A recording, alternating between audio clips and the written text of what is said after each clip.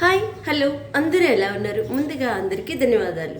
ఈరోజు మన కిచెన్లో పిల్లలు ఎంతో ఇష్టంగా తినేలాగా టేస్టీగా కాలీఫ్లవర్, సిమ్లా మిర్చి, కాజు వేసుకొని గ్రేవీ కర్రీ చేసుకుందాం. సింపుల్ అండ్ టేస్టీగా. ఇక్కడ నేను ఒక పెద్ద సైజు కాలీఫ్లవర్ తీసుకున్నాను. 3 సిమ్లా మిర్చిలు తీసుకోవాలి. మనం తీసుకునే కాలీఫ్లవర్ ఇలా పెద్ద పెద్ద ముక్కలుగా కట్ చేసుకొని నీటిలో గోరువెచ్చని నీళ్ళలో వేసుకోవాలి.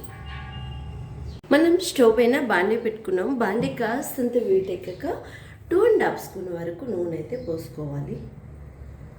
ఇలా ఈ నూనె అనేది కాస్తంత వీటెక్కాలి. వీటెక్కిన తర్వాత మనం కట్ చేసుకుని ఉంటాయి కదా కాలీఫ్లవరు, ఇవన్నీ ఇందులో వేసేసుకోవడమే. మన కాలీఫ్లవర్ అంతా వేసేసుకోవాలి. నూనెలో వేసుకున్న తర్వాత కాస్తంత సాల్ట్ని యాడ్ చేసుకోవాలి. ఇది ఒక 15 నిమిషాలు సిమ్లో పెట్టి వేగించుకోవాలి. దీనిపైన ఇప్పుడు మనం మూత పెట్టుకుందాం. మనం మధ్య మధ్యలో చూసుకుంటూ ఉండాలి. కాజు, సిమ్లా మిర్చి, కాలీఫ్లవర్ కర్రీ కోసం అరగంట ముందు సేపే ఒక 15 జీడిపప్పుల్ని నానబెట్టుకోవాలి. మన కాలీఫ్లవర్ వేసి 15 నిమిషాలు అయ్యింది కదా. మనం తీసుకున్న 3 సిమ్లా మిర్చిని కూడా ఇలా మాదిరిగా ముక్కల మాదిరిగా కట్ చేసుకొని దీంట్లోనే వేసేసుకోవాలి. ఇదే బాండీలో వేసేసుకోవాలి. ఓకే, వేసుకున్న తర్వాత మనం ఒకసారి కలబెట్టుకోవాలి.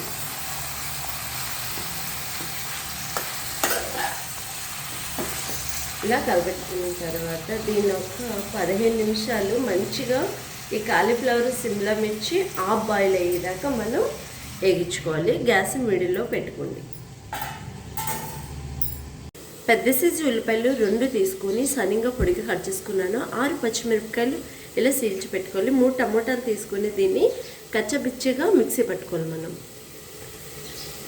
చూడండి, మధ్య మధ్యలో మనం తీసి ఇలా కలుపుకుంటుండాలి, లేదంటే మాడిపోతుంది.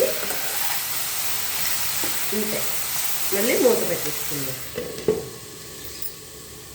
మనం వేసుకునే కాలీఫ్లవర్, సిమ్లా మిర్చి అయితే మంచిగా ఇలా కలర్లోకి వచ్చేయాలి. చూసారా, కాస్తంత కాలీఫ్లవర్ ఇట్లా కలర్లోకి వచ్చింది కదా, ఇలా వచ్చేయాలి. ఓకే, ఇప్పుడు దీని అంతటా గిన్నెలోకి తీసేసుకుందాం. మనం ఉల్లిపాయ ఇలా కలర్ వచ్చేదాకా వేయించుకున్నాం కదా. వేయించుకున్న తర్వాత తీసుకున్న టమోటాలు అయితే ఇలా కచ్చబిచ్చగా పేస్ట్ మాదిరిగా ఆడుకోవాలి. ఈ టమోటా పచ్చివాసన పోయేదాకా మనం వేయించుకోవాలి. తీసుకునే కాజు కూడా మెత్తగా పేస్ట్ మాదిరిగా ఆడుకోవాలి. మనం వేసుకున్న టమోటా కూడా పచ్చివాసన పోయేదాకా వేగించుకున్నాక చూసారా, మంచిగా టమోటా ఉల్లిపాయ అయితే వేగిపోయింది.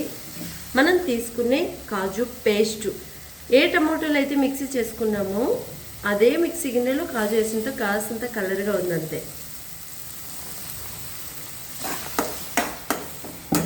అదే మిక్సీ గిన్నెలో కాసంత వాటర్ని పోసుకొని ఇందులో పోసేసుకోవడమే.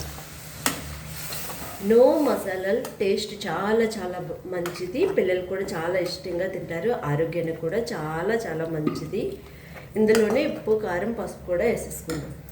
ఇందులో మనం కట్ చేసి పెట్టుకున్న పచ్చిమిర్చిని కూడా యాడ్ చేసుకోలేకపోతే రుచికి సరిపడేగా మీరు ఎంత తింటే అంత కారాన్ని యాడ్ చేసుకోండి. ఇక్కడ పిల్లలు ఎంత తింటే అంత మాత్రమే వేసాను. అంత పసుపుని కూడా యాడ్ చేసేయండి. ఇందులో ఇంకాస్తంత వాటర్ని కూడా మీరు యాడ్ చేసుకోవచ్చు. ఇంకా జ్యూసీగా ఎక్కువ జ్యూస్ కావాలనుకుంటే ఇప్పుడు మనం ముందుగా వేగించుకున్న కాలీఫ్లవర్, సిమ్లా మిర్చిని ఇందులో వేసేసుకోవడమే. మనం ఆల్రెడీ ఇవి వేగినప్పుడు సాల్ట్ వేసుకున్నాము కదా. ఇప్పుడు వేసాక మళ్ళీ మనం సాల్ట్ని మళ్ళా కాస్తంత వేసుకుందాం. ఈ కర్రీని చపాతీతో తినచ్చు, దోస్తో తినచ్చు, రైస్తో కూడా తినచ్చు. టేస్ట్ అయితే చాలా చాలా బాగుంటుంది. ఓకే, సాల్ట్ ఇక్కడ తగినంత వేసేసాం.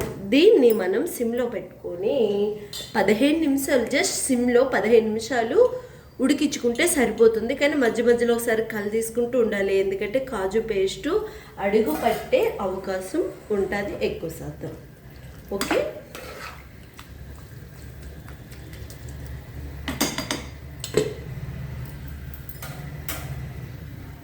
సింపుల్ అండ్ టేస్టీగా మన కాజు సిమ్లా మిర్చి కాలీఫ్లవర్ కర్రీ అయితే రెడీ అయిపోయింది. ఇందులో ఏ ఇంగ్రీడియంట్స్ వేయలేదు. టేస్ట్ చాలా చాలా బాగుంటుంది. నా మాటల్లో చెప్పడం కదా, ఒకసారి మీరు కూడా ట్రై చేయండి. ఈ వీడియో మీకు కూడా నచ్చిందా? Like, share, subscribe. నెక్స్ట్ మంచి సరుకు తీరుతో మళ్ళీ కలుసుకుందాం. అంతవరకు మీ అందరికీ బాయ్ బాయ్.